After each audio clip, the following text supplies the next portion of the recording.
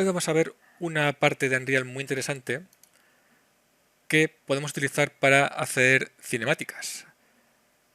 Lo que vamos a ver es Sequencer, y dentro de Sequencer vamos a ver cómo trabajar con Virtual Cameras, con Take Recorder y con otras herramientas que vamos a ver para trabajar con cámaras.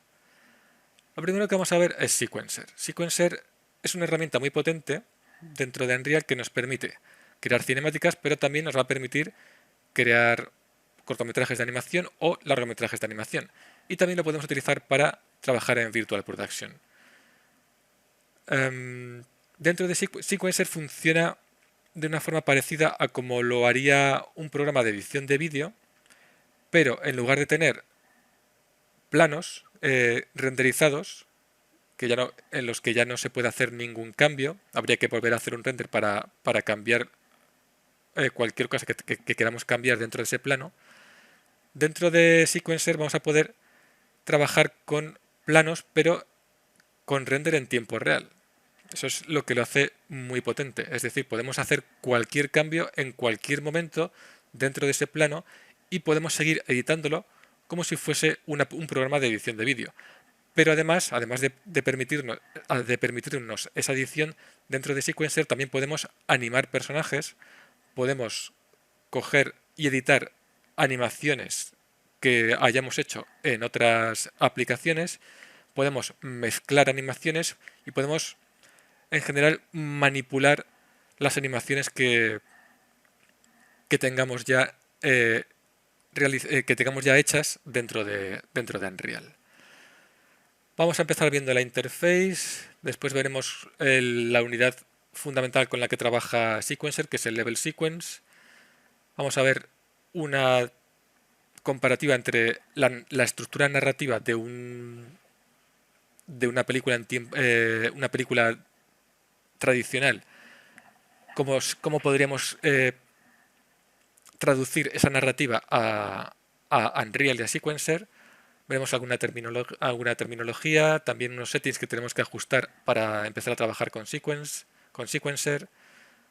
Luego veremos algunas de las... Dentro de Sequencer veremos Subsequence Track, que lo vamos a utilizar para organizar nuestro proyecto.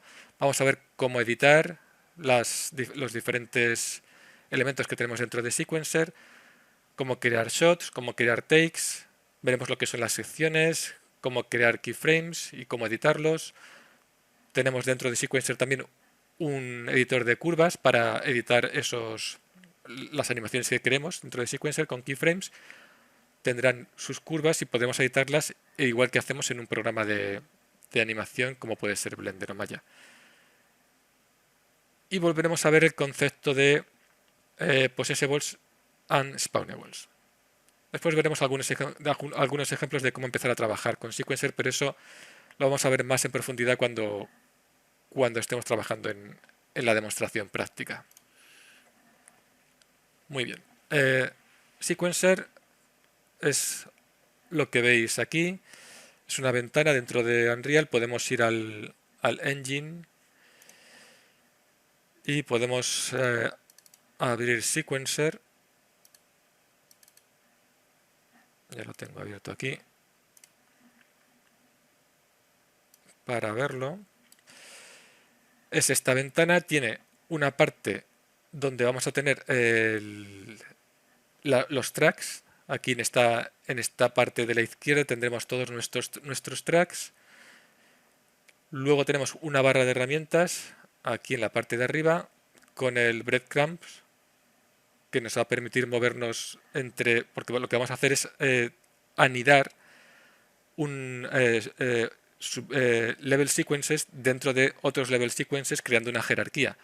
Entonces, para movernos entre esos level sequences hacia adelante y hacia atrás tendremos este breadcrumb. Tenemos un timeline que sería la parte principal, la parte central, donde podemos mover nuestro playhead para movernos en nuestra secuencia y ver las animaciones. Y tenemos en la parte de abajo los controles de playback y un slider para ajustar el área que queremos visualizar. Podemos ajustar con este slider, podemos utilizar los botones del ratón para movernos y podemos hacer play para ver nuestras animaciones. Aquí tenemos las herramientas de playback. Todo esto son las herramientas y aquí tenemos el breadcrumb. Podemos entrar dentro de un level sequence y podemos volver al master. Dentro de este level sequence podríamos tener más level sequences y podríamos ver aquí lo que se llama breadcrumb. Sería las diferentes level sequences que están anidados unos dentro de otros. Este sería nuestro master, que ahora vamos a ver cómo lo vamos a crear.